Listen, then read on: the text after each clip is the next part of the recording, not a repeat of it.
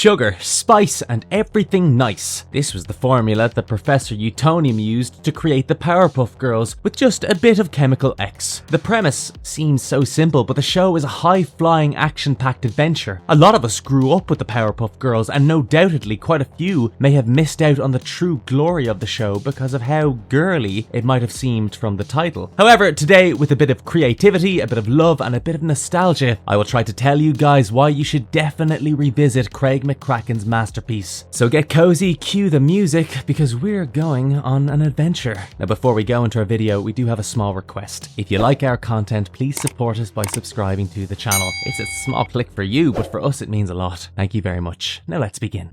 The history of the Power Trio. The story starts back when Craig McCracken was in his first year of California Institute of the Arts. In his first year, he wanted to make an animated short film on a character named El Fuego, who was a wrestler. While working on the project in June 1991, he designed a birthday card for his brother. Craig drew 3 girls on an orange construction card paper. He enjoyed how cute they looked, but to make all the characters distinguishable, he added different designs to each of them. One of them was a blonde with softer features. The brunette was given much sharper edges, and the redhead with the bow on her head was a mix of them both. Craig liked these 3 characters so much that he replaced his El Fuego with these 3 girls, and this is how we get the first ever Powerpuff Girl animated short. Technically back then though, they were known as the Whoop-Ass Girls. The animated short was named Whoop-Ass Stew, the Whoop-Ass Girls in a sticky situation. Originally, Craig wanted to make 4 animated shorts for the Whoop-Ass Girls, but he only managed to produce 1. This short was shown in the 1993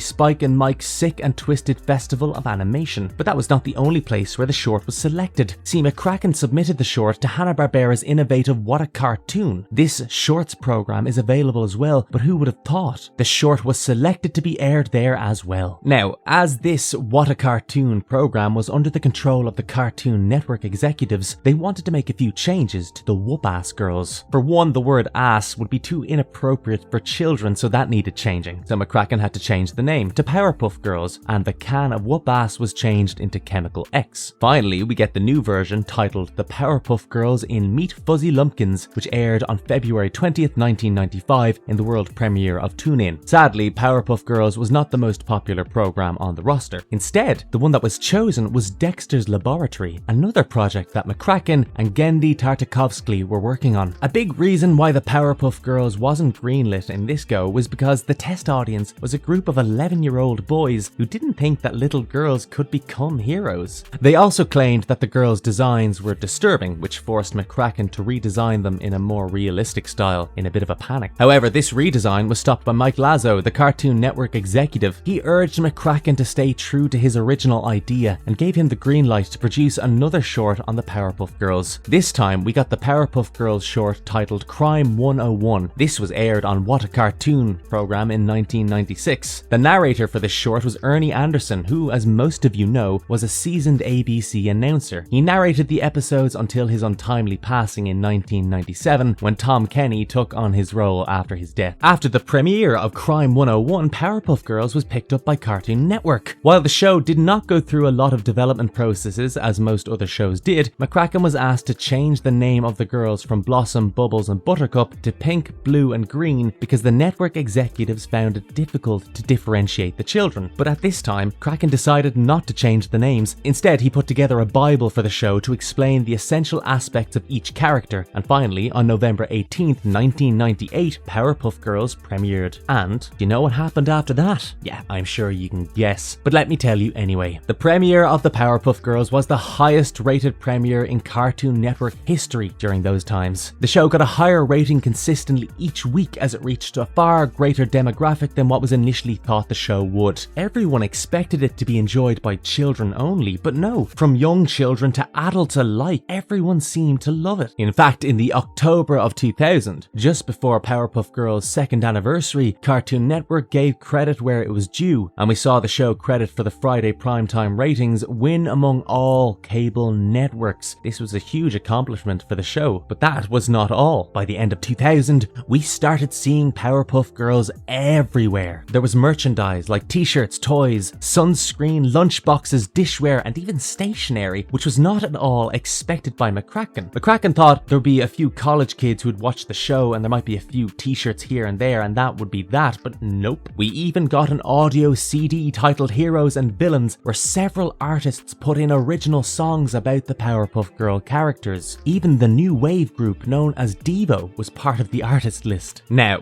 when the 4th season of the series ended in 2001, the Hanna-Barbera Productions house closed down, and the executives of the production company, William Hanna, well, he passed away. This was a bit of a blow to McCracken because Hanna-Barbera Productions had been together with the Powerpuff Girls for so long at this point. On top of that, in 2002, we got the Powerpuff Girls movie. While it received positive reviews from critics, it only earned $5 million more than its budget, so it wasn't considered a commercial success. But that doesn't mean the movie didn't signify anything. This movie cemented the switch from traditional cell animation, which we had gotten up until now, to the new digital ink and paint technique. Despite the switch up in animation, the low reviews, and the closing of the production company pushed McCracken to leave the series to focus on his next animated step, Foster's Home for Imaginary Friends. Chris Savino took his place, and the productions of the Powerpuff Girls shifted to Cartoon Network Studios. The original run of the series ended on March 25th, 2005, with all 6 seasons made. Owing to its popularity at the time, Cartoon Network asked both Savino and McCracken to renew the show for a 7th season, but they both felt that 6 was enough. A month later, in April, an anime version of Powerpuff Girls named Denashita Powerpuff Girls Z was announced, and it was released in Japan the following year. I didn't know about this either, but given how much the series deviated from the original show in regards to characterization, style, and storyline, I can see why it only got mixed reviews overall and why the Cartoon Network in the US had no plans to air it. I mean, no matter how much I loved the original series, it probably wouldn't be worth checking this one out, and I wouldn't blame you for not wanting to either. And now that I've told you all about the history of the Powerpuff Girls, let me tell you about the characters.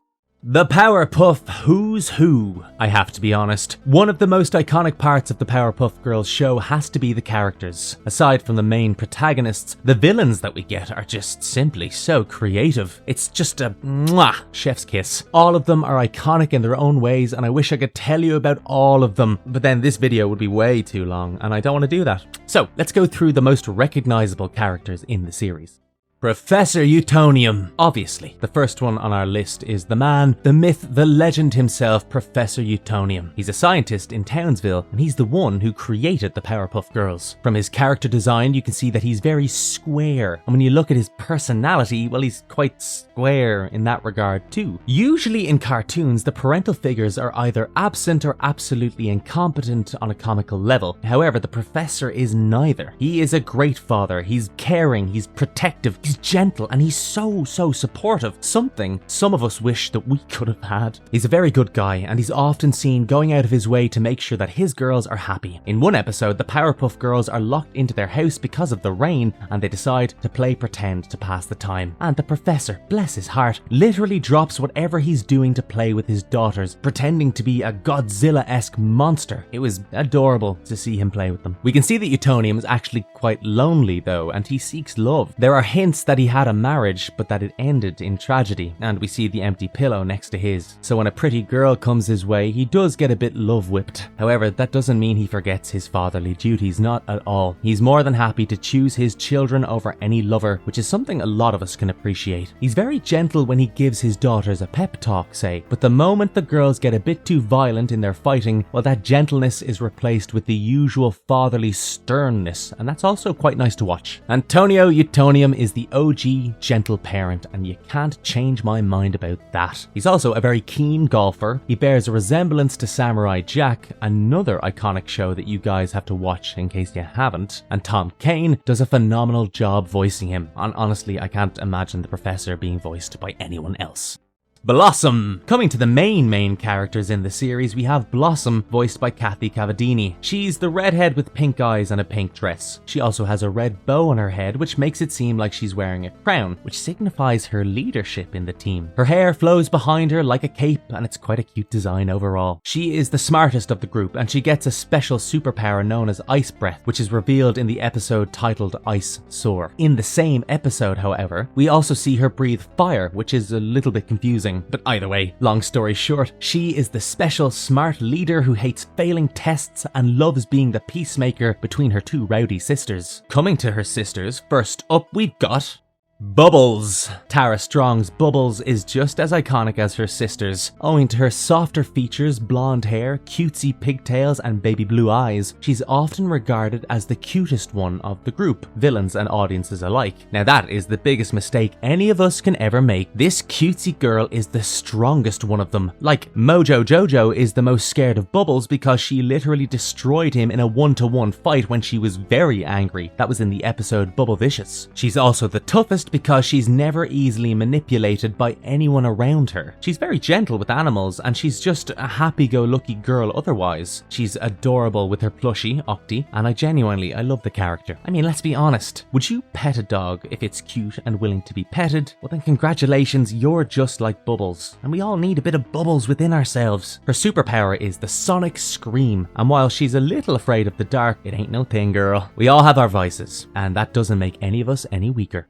Buttercup. As you can probably guess from the opening music cue and her character design, Elizabeth Daly's Buttercup is a tomboy. This green-clad brunette is the bossy and demanding member of the group. She's a bit of a cynic and she's quite reckless. She hates everything in general, but unicorns have a special quota of hatred in her heart. She's more than happy to injure people physically, mentally, or emotionally. But despite the number of fights that she gets into with Bubbles and Blossom, Buttercup is a ride-or-die kind of girl. She's very protective of her sisters, and while she's a bit rough around the edges herself, it's clear that she loves them to bits. Buttercup usually comes off as witty and sarcastic, but to a degree, you can understand that this is just her way of being reckless after being named Buttercup out of convenience. She has a needling side as well as a comfort blanket that she's obsessed with, like a lot of us did when we were growing up. Despite how different she may act in comparison to her sisters, there's no denying that Buttercup is one of the gals.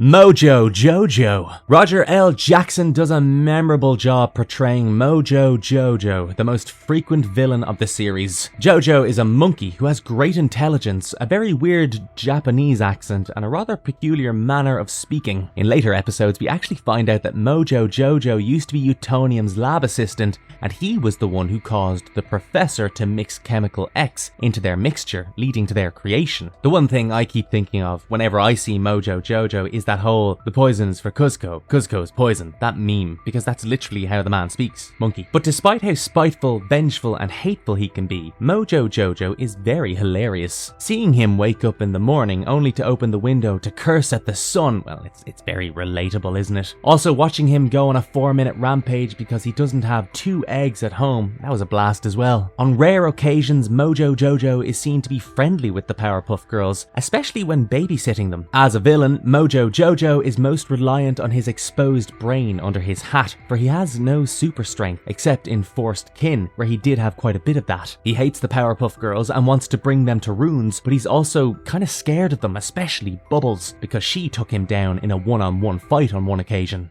Fuzzy Lumpkin. Voiced by Jim Cummings, we now have Fuzzy Lumpkin, the furry, pink country bumpkin. He's basically a hillbilly who loves his banjo, jug of water, boomstick, and his hat, and he hates everyone who comes onto his property. He has a very thick southern drawl, and he lives in the forest next to the city. Whenever anything comes within his property, whether it's an animal or a leaf, Fuzzy Lumpkin shoots at it with his handy boomstick. When he gets super mad, Fuzzy changes into his red, hulking version of himself and has enough strength to almost overpower the girls. In the episode where he's introduced, Fuzzy Lumpkin's rampage only stops because Buttercup threatens to burn his banjo, which happens to be named Joe. Him. My favourite villain of the series has to be him. He's this super mysterious, really powerful, devil-like creature who's also quite effeminate and androgynous. He's got crab claws, pointy ears, and this hooked nose, and he wears a woman's red jacket and a pink tulle as a skirt and collar. He also wears black thigh-high spiked boots, which is, that's a fashion statement in itself. From the way that him works and acts, it's evident that he could be Satan, but the narrator refuses to give out his name. For he is so truly evil that his name can never be said. Him speaks in a very chilling, girly voice that echoes constantly, and if he gets too mad, he sounds demonic. While most villains simply terrorize the Townsville people, him prefers to create psychological events and catastrophes to break the Powerpuff Girls mentally. His powers are vast and unbound. At one point, we see him resurrect the Rowdy Rough Boys just to antagonize the Powerpuff Girls. He is a significant mystery to the girls too, as they never quite know how to defeat him. The episode Tough Love shows him hovering above the Townsville folks in the sky, sowing seeds of hatred into their hearts. This looks like a tribute to the scene in F.W. Murnau's adaptation of Faust, where Mephistopheles was seen hovering over a sleeping town, sowing seeds of plague instead. However, despite his threatening aura, him has a comical side too. He has a normal job as the owner of a diner, and one time the girls walk in on him doing aerobics in his free time. Overall, he's an iconic character. Princess Morbooks. If you've ever read Roald Dahl's Charlie and the Chocolate Factory, then you might recognize the name Veruca Salt. Veruca Salt was effectively this spoiled brat, and Princess Morbooks is no different. She is a spoiled little girl who is indulged by Daddy in her plans to destroy the Powerpuff Girls. See, she wanted to be one of the girls, but she didn't have any superpowers, so she decided to pull a Batman and, well, made it villainous instead. She's the only female villain in the story, and she's around the same age as the Powerpuff Girls. She even has the permanent naughty plaque, which ensures that she'll never get a gift from Santa, ever. In the episode Boy Toys, we see Princess Morbooks do her best to help the Rowdy Rough Boys defeat the Powerpuff Girls because she thought the Rowdy Rough Boys would take her in, but when they reject her very blatantly, she decides to join hands with the girls and defeat the Rowdy Rough Boys for good.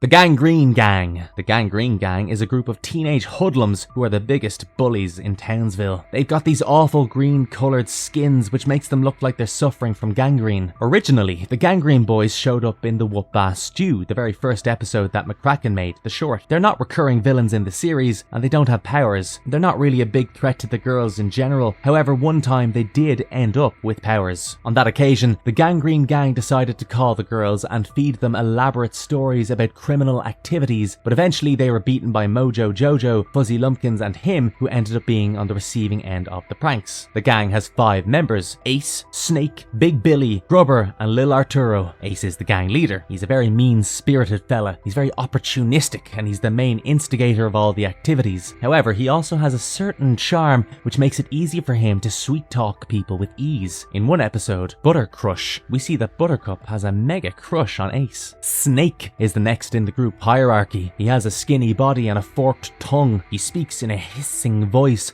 and he's usually just a snivelling yes man. Ace often uses him as a punching bag, so we never really get to see his own personality shine. His real name is Sanford D. Ingleberry, and that's revealed in the episode entitled Schoolhouse Rocked. Then there's Grubber. Grubber is the next one down on the team, and he is physically grotesque. He has these protruding eyes, and it's kind of a mix of a zombie, a drunkard, and a Quasimodo. He's mostly mute, and he usually blows a raspberry when he wants to communicate, but sometimes on the rare occasions we see him for who he really is. He can very easily impersonate people, he can speak eloquently, and he can even play the violin. One time, he contorted his body completely to make himself come off as a handsome looking fella. Big Billy is the brawn of the group. He's a huge colossus of a man, but he has childlike innocence about him. His real name is William W. Williams, and he's actually a Cyclops. One time when the Powerpuff Girls saved him, he started following them everywhere because he was so grateful for the help, but that ended up causing more of a hindrance for them. While he's no good in combat, he's very good at tackling 10-story monsters and stopping speeding trains with his sheer strength. While he usually speaks like a caveman, he can also speak like a normal person. We see that on rare occasions. Lil Arturo is the last member of the group. He has a thick Mexican accent and he takes the most amusement out of whatever the gang is doing. He carries a comb with him which opens up like a switchblade, and he calls it Maria. His full name is Arturo de la Guerra, which means Arthur from the war. Jeff Bennett voiced Ace, Big Billy and Grubber, whereas Tom Kenny voiced Snake and Arturo. In 2 episodes, however, Lil Arturo was voiced by Carlos Alazraqui.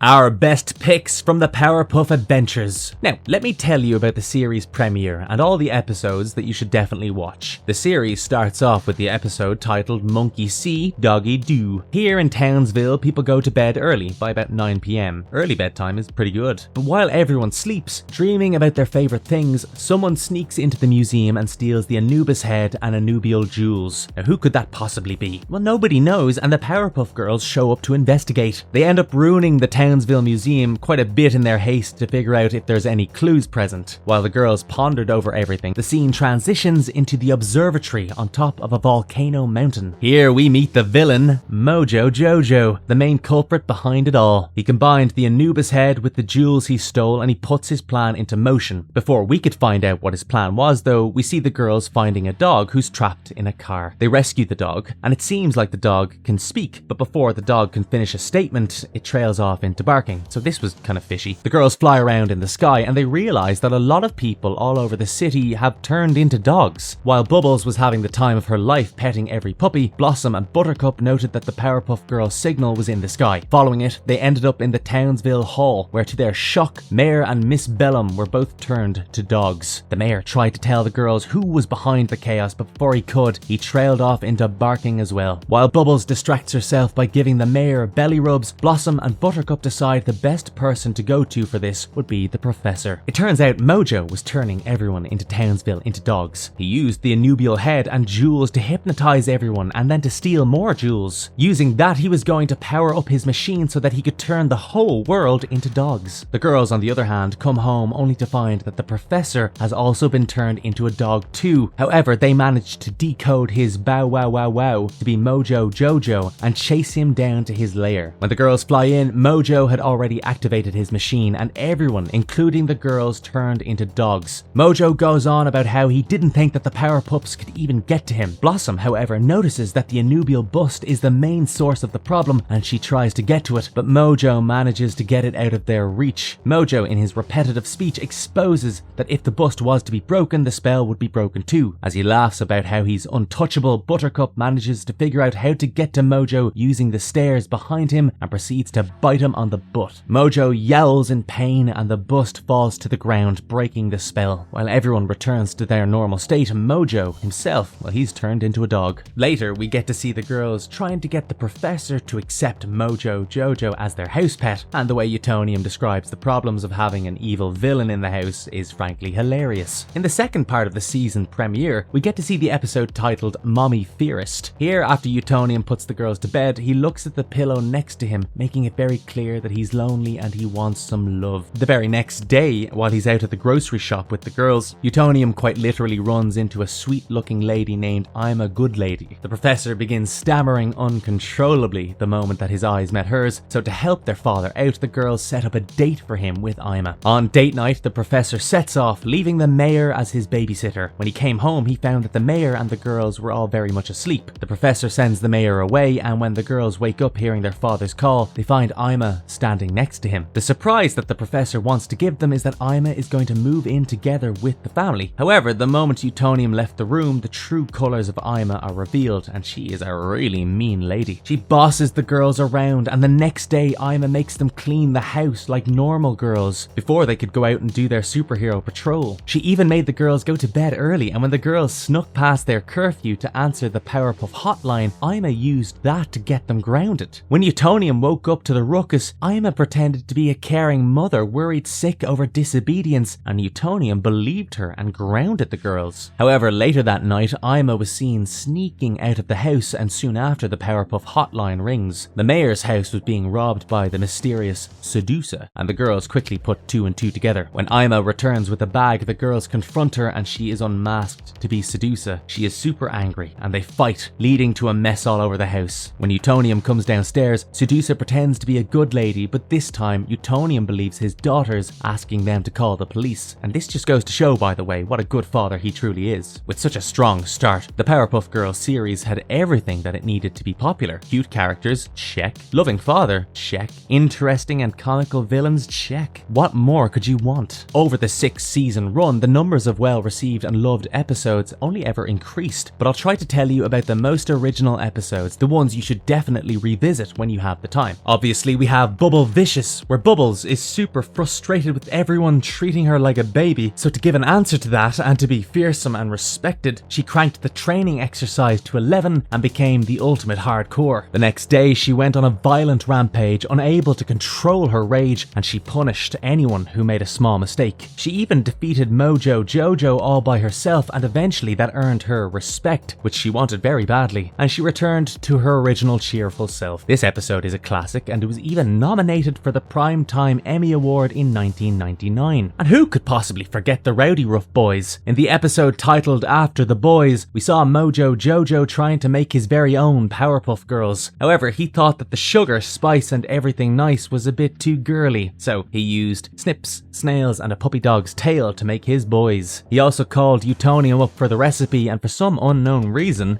the scientist just gave it to him. But as he needed to make the chemical X for the superpowers, Mojo Jojo made it in his toilet bowl, and voila, we get the Rowdy Rough Boys. Brick, Boomer and Butch went around Townsville destroying everything that stood in their path, and eventually the Powerpuff Girls showed them their place. Oh, if you're a Beatles fan, then you should definitely watch the episode Meet the Beatles. After several attempts at defeating the Powerpuff Girls and failing, Mojo Jojo, Him, Fuzzy and Princess Morbucks decide to make a group together. They name it the Beatles, and they realize that teamwork makes them stronger. The entire episode is littered with references to the Beatles, and finally a performing monkey named Mojo Jojo ends up becoming the fall of the Beatles. Of course, we also have the Uh-Oh Dynamo, which will cater to all mecha fans. In this episode, the Powerpuff Girls have to battle it out with a giant fish balloon monster, but he is quite the threat. And to keep his girls safe, Professor Utonium designs a mecha suit titled the Dynamic Nanotectronic Monobot, in short, Dynamo. At first, the girls didn't want to use Dynamo, but when they saw the giant brother, who was quite a few sizes bigger than they relented. The episode is clearly a homage to Godzilla, and to make it all fall into place, the fight takes place in Little Tokyo. Lastly, we have Los Dos Mojo, where Bubbles is hit on the head and ends up with amnesia. She starts thinking that she was Mojo Jojo and begins to wreak havoc in Townsville. She even beats up her sisters, but eventually Mojo hits her on the head and reverts her back to her original personality.